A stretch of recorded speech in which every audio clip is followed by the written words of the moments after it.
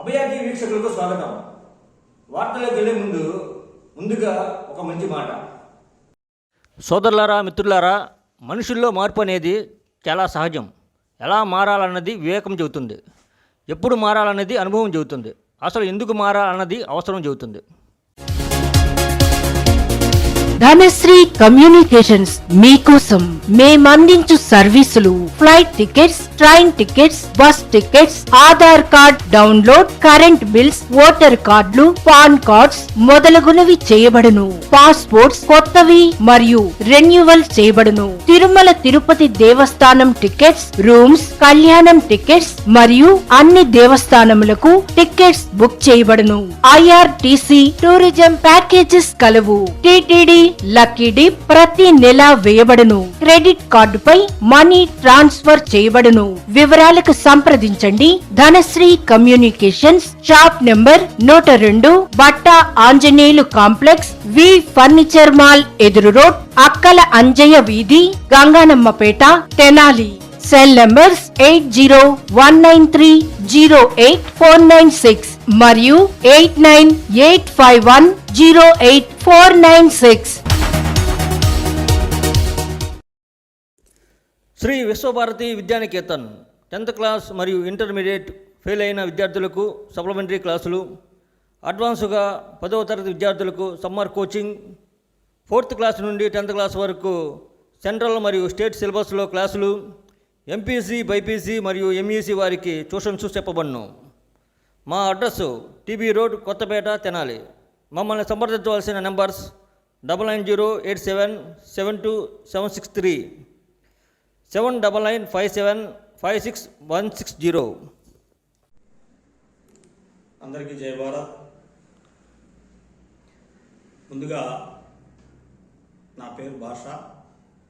తెనాలి నియోజకవర్గ జై Bharat party MLA అభ్యర్థిగా రేపు జరగబోయే ఎన్నికల్లో పోటీ చేస్తున్నాను. ఈ సందర్భంగా అభయ టీవీ వాళ్ళు నన్ను ఇంటర్వ్యూ చేయడానికి వచ్చి నాకు అవకాశం కల్పించినందుకు వాళ్ళకి ముందుగా ధన్యవాదాలు తెలియపరుచుకుంటున్నాను. మరి అలాగే ఈరోజు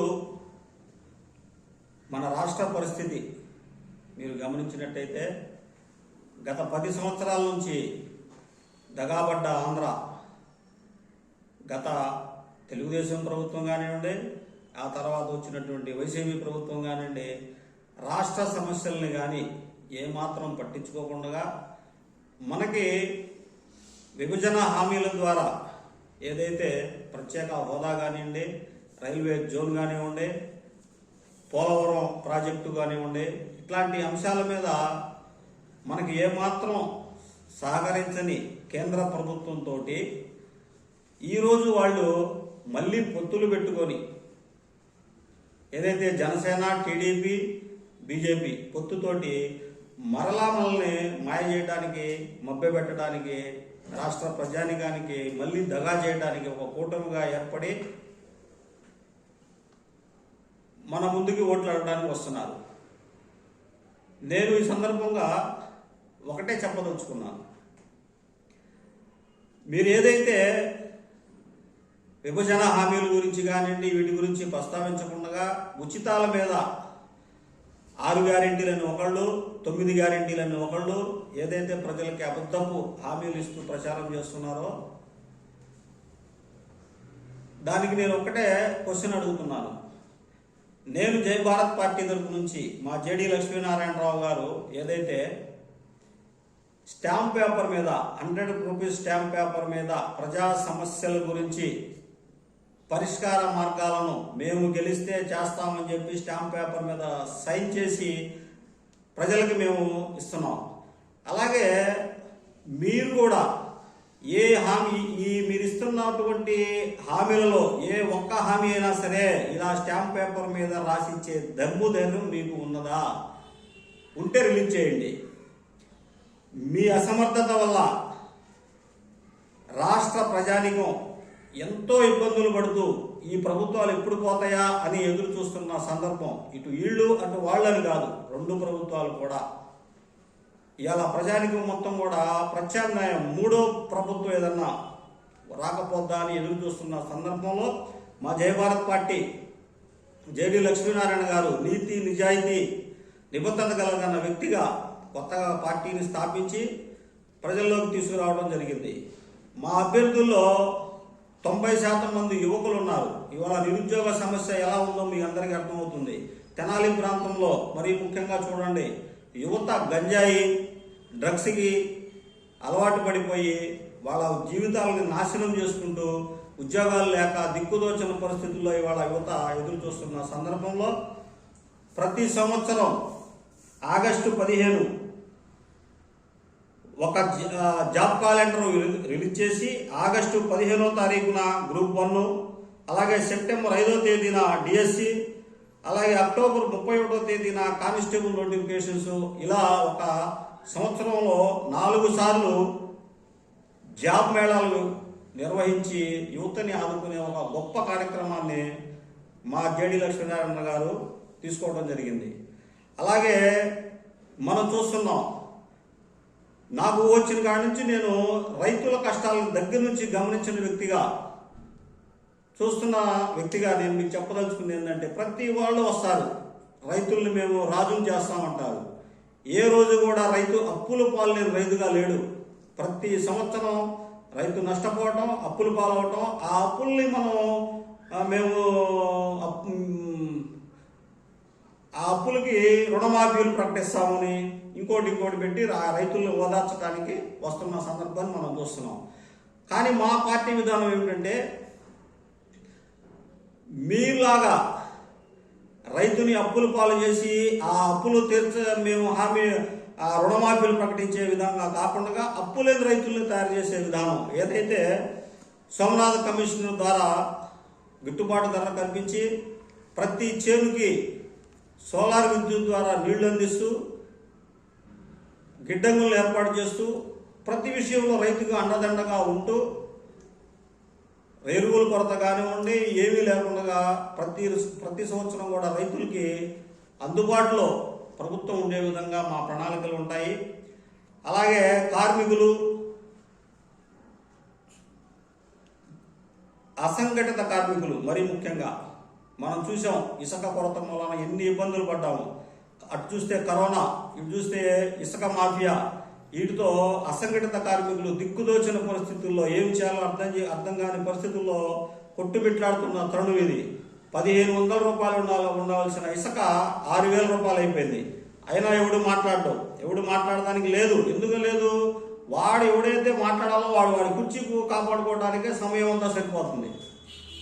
అట్లాగే కార్మికులు ఆటోనగర్, తెనాలి ఆటోనగర్ గురించి మీకు ఒక చిన్న విషయం చెప్తా. తెనాలి ఆటోనగర్లో కార్మికుల కోసం ఇచ్చినటువంటి సబ్సిడీ మీద వచ్చినటువంటి స్థలాల్ని బడాబాబులందరూ కొనేసుకొని పెద్ద గిడ్డంగులు కట్టుకొని అద్దెలకు ఇచ్చుకున్నారు. ఇవాళ నిజంగా పనిచేసే కార్మికుడికి అక్కడ ఏ విధమైనటువంటి స్థలాలు లేక, ఆసరాలు లేక ఆ చిన్న షాపుల్లో అద్దెలుకుంటూ జీవనం గడుపుతున్నారు. ఈ వ్యవస్థని మళ్ళీ మనం బాగు చేయాలి అంటే ఈ ఆటోనగర్కి అనుబంధంగా ఇంకొక ఆటోనగర్ని ఏర్పాటు చేసి ఆటోనగర్లో కనీసం మినిమం ఒక 100 పరిశ్రమలు తీసుకొచ్చి ఈ నిరుద్యోగ సమస్యను పరిష్కరించే విధంగా, అందరికీ ఆదాయం వచ్చే విధంగా, అందరూ బాగుండాలనే విధానంతో ఆ పరిశ్రమలను అభివృద్ధి చేసి సబ్సిడీల మీద వాళ్ళకి అవకాశాలు కల్పించి పారిశ్రామిక అభివృద్ధి సాధించాలనేదే మా పార్టీ సిద్ధాంతం. అలాగే మరి మా పార్టీ గెలిస్తే ఏం చేస్తారు రాష్ట్ర వ్యాప్తంగా అనే ఒక విధానాన్ని చెప్తున్నాను. ప్రతి విద్యార్థులకు, వృద్ధులకు, గర్భిణీలకు, అలాగే వికలాంగులకు ఆర్టీసీలో ఉచిత ప్రయాణం, ఇది చాలా ఇంపార్టెంట్ ఇష్యూ. అలాగే తెనాలి వైద్యశాలలో మీరు గమనించే ఉంటారు, 3 సంవత్సరాల నుంచి యంత్ర పరికరాలు లేక ఏ టెస్ట్ కావాలన్నా బయట చేయించుకొని తీసుకొచ్చి మాకు ఇవ్వండి అని చెప్పి వాళ్ళు బయటికి రాయటం, పేదలు సరైన వైద్య సదుపాయం లేక ఇబ్బంది పడుతున్న పరిస్థితి మనం చూస్తున్నాం. ఈ పరిస్థితిని అధిగమించి ఏదైతే వాళ్ళకి అధునాతనమైనటువంటి యంత్ర పరికరాలు అక్కడ కల్పించి నిమ్స్ స్థాయి వైద్యశాలగా మన తెనాలి ప్రభుత్వ ఆసుపత్రిని తీర్చిదిద్దుదామని చెప్పి మీకు నేను హామీ ఇస్తున్నాను. మరి అలాగే మన తెనాలి ప్రాంత చిరకాల కోరిక ఏదైతే అండర్ గ్రౌండ్ డ్రైనేజీ వ్యవస్థ ఉన్నదో దాన్ని ప్రతి ఎన్నికల్లో మనం వింటానే ఉన్నాం, మేము వస్తే చేస్తాం, మేము వస్తే చేస్తామని. ఏ నాయకుడు చేయలేదు. మేము స్టాంప్ పేపర్ మీద 100 రూపీస్ స్టాంప్ పేపర్ మీద రాసిస్తున్నాం, మేము వస్తే ఖచ్చితంగా చేస్తాము అని. ఇక గెలుపు ఓటములు అంటారా, దైవాధీనం. మేము ప్రయత్నం అయితే చేస్తున్నాం, మేము ప్రయత్నం చేస్తున్నాం. విజయము అపజయం అనేది ప్రజల చేతుల్లో ఉంది. ప్రజలే దేవుళ్ళు కాబట్టి విజ్ఞతతోటి డబ్బులకి మోసపోకుండా, ప్రలోభాలకి లొంగకుండా, నిజాయితీ పనులకి మీరు ఎన్నుకున్నారనుకోండి, ఆటోమేటిక్గా తెనాలి ప్రాంతం అభివృద్ధి చెందింది. మరి ఇన్ని సంవత్సరాల నుంచి ఆ డ్రైనేజీ అండర్ గ్రౌండ్ డ్రైనేజీ సమస్యను ఎందుకు పరిష్కరించలేకపోయారు, ట్రాఫిక్ సమస్యను ఎందుకు పరిష్కరించలేకపోతున్నారు? ఇట్లాంటి మనం చాలా చెప్పుకుంటూ పోతే ఎంతసేపు అయినా కానీ చెప్పుకుంటూ ఉండొచ్చు వాళ్ళ అసమర్థత గురించి చెప్పుకోవాలంటే. మరి అలాగే ఇప్పుడు రాష్ట్రంలో విభజన హామీల గురించి మాట్లాడే దమ్ము ధైర్యం ఒక్క నాయకుడి కన్నా ఉందా? విభజన హామీల గురించి మాట్లాడే దమ్ము ధైర్యం, ప్రత్యేక హోదా గురించి మాట్లాడే దమ్ము ఉందా? ఏదైతే మనకి నరేంద్ర మోడీ గారు 10 సంవత్సరాలు వీళ్ళ మీద వాళ్ళకి, వాళ్ళ మీద వీళ్ళకి చెప్పేసేసి 10 సంవత్సరాలు మనకు ప్రత్యేక హోదా రానియకుండా చాకచక్యంగా మనకు రావాల్సినటువంటి, మనం ఇబ్బందుల్లో ఉన్నాం. ఇక్కడ మన యువతకు రావాల్సిన ఉద్యోగాలు లేవు, మన వ్యాపార ఇది లేదు, అవకాశాలు లేవు. వీటన్నిటినీ మనకి ప్రత్యేక హోదా ఇస్తే ఎక్కడ గుజరాత్ దెబ్బతినిందో, గుజరాత్ ఇప్పుడు ఎట్లా ఉంది? గుజరాత్ వస్తువు తయారు అవుతూ ఉంటే గుజరాత్లో అవ్వని అక్కడ తయారయ్యే వస్తువు ప్రతి ఇంట్లో, మన ఇంట్లో చూసుకోండి మీరు, ఏ ఇంట్లో చూసినా సరే కంపల్సరీ మనం వాడే ప్రతి 50% వస్తువులు గుజరాత్ నుంచే ఉంటాయి. మరి అక్కడ అంత పారిశ్రామిక అభివృద్ధి సాధించారు వాళ్ళు. ఎందుకు సాధించారంటే వాళ్ళ రాయితీలు, వాళ్ళ కమిట్మెంట్ అలా ఉంది. ఇప్పుడు ఏదైతే మనకు ప్రత్యేక హోదా ఇస్తే మనం గుజరాత్కి అధిగమిస్తామని చెప్పి ఒక కుతంత్రంతో మనకి ప్రత్యేక హోదా రానికుండా గేమ్ ఆడుతున్నారు. మరి అలాగే ఇవాళ ముస్లిం సమాజం కూడా ఆలోచించుకోవాల్సిన తరుణం ఆసన్నమైంది. మనకు 4% ఉన్న రిజర్వేషన్ని తీసేస్తాము అని బాహాటంగా తెలంగాణలో ప్రతి ఎన్నికల్లో వాళ్ళు చెప్పుకుంటూ వచ్చారు. ఇప్పుడు కూడా చెప్తున్నారు. ఇక్కడికి వచ్చేదేమో ఒక మాట చెప్తున్నారు, అక్కడేమో ఒక మాట చెప్తున్నారు. హిజాబ్ విషయంలో ఎంత రాద్ధాంతరం చేశారో మనం చూసాము. అలాగే ఎన్ఆర్సీ కానీ సిఏఏ గురించి మన ఆడపడుచులు రోడ్ల మీదకి వచ్చి ధర్నాలు చేసినా కానీ మన దిక్కు ముక్కు లేదు, మన ముఖాలు చూసేవో నాయకుడు లేకుండా పోయాడు. వీళ్ళంతా ఇప్పుడు ఏదైతే ఓట్లాడడానికి మీ ముందుకు వస్తున్నారో తెనాలి ప్రాంతంలో నాయకులు, వీళ్ళంతా ఆ రోజు ఎక్కడ ఉన్నారు? కరోనా టైంలో వీళ్ళంతా ఎక్కడున్నారు? అధికార పార్టీ 15,000కి 20,000కి గవర్నమెంట్ హాస్పిటల్లో బెడ్లు అమ్ముకుంటుంటే అడిగే దమ్ము లేని ఎదవలు ఇవాళ వచ్చేసేసి ప్రతి ఒక్క ఇంటికాడికి వచ్చి మాకు ఓట్లేయండి, మాకు ఓట్లేయండి అని చెప్పి ఆ బాజాలు, భజంత్రీలు, పూలు చల్లుకుంటున్నట్టు మనం ఒకప్పుడు చూసేవాళ్ళం చిన్నప్పటి నుంచి. పెళ్లికి పెట్టేవాళ్ళు అట్లాంటి, లేకపోతే సాగుకు పెట్టేవాళ్ళు. మరి వీళ్ళు ఎందుకు పెడుతున్నారో వాళ్ళకే అర్థం కావట్లేదు. ఈ ప్రజాధనం అంతా ఎక్కడిది?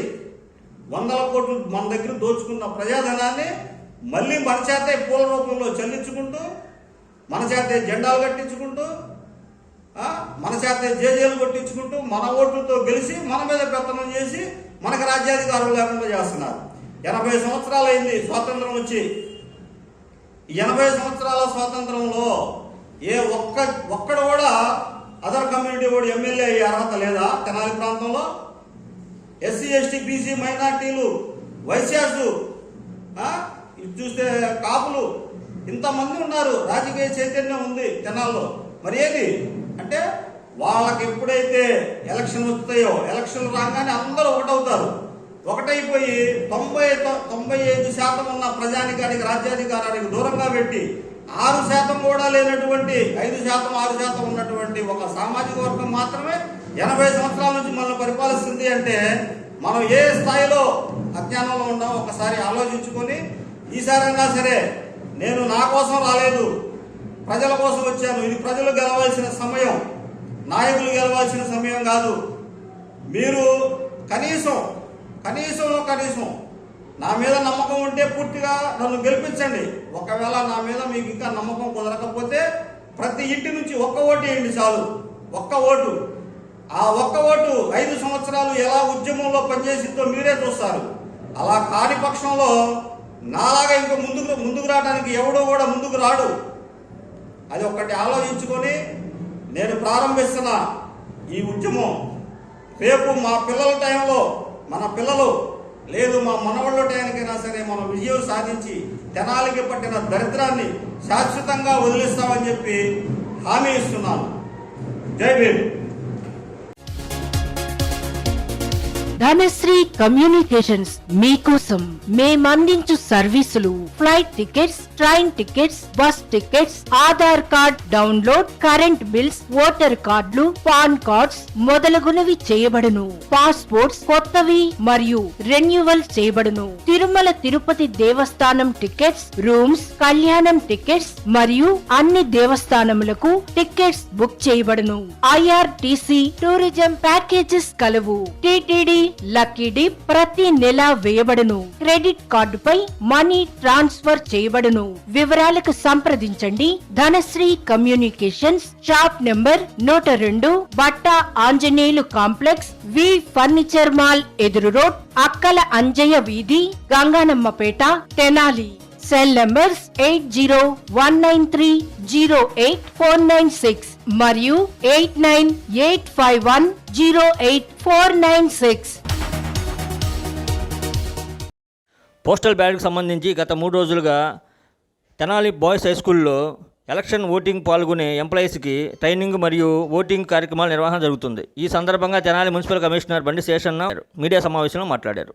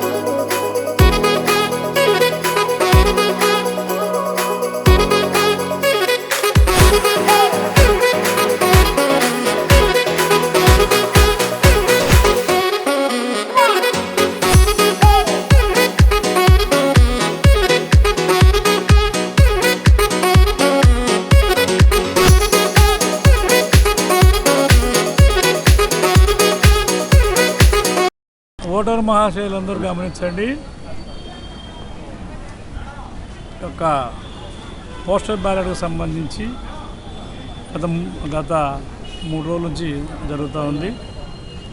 ఆదివారం నాడు ఏపీఓస్ ట్రైనింగ్ ఇచ్చి వాళ్ళకు ఫెసిలిటేషన్ సెంటర్లో వాళ్ళ యొక్క ఓట్లు క్యాస్ట్ చేయడం అయింది. అలాగే నిన్న కూడా అయింది.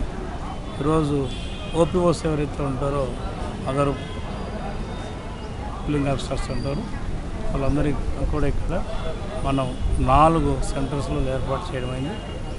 అలాగే పోలీసులకు కూడా ఈరోజు ఏర్పాటు చేయడం జరిగింది.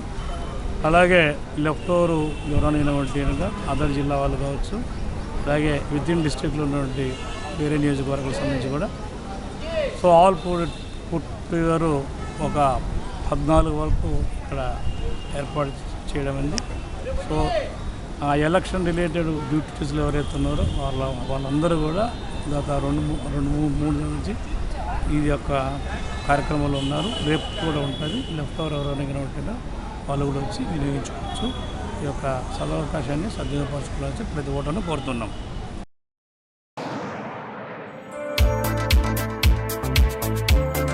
విద్య నేర్చుకో, విలువ పెంచుకో.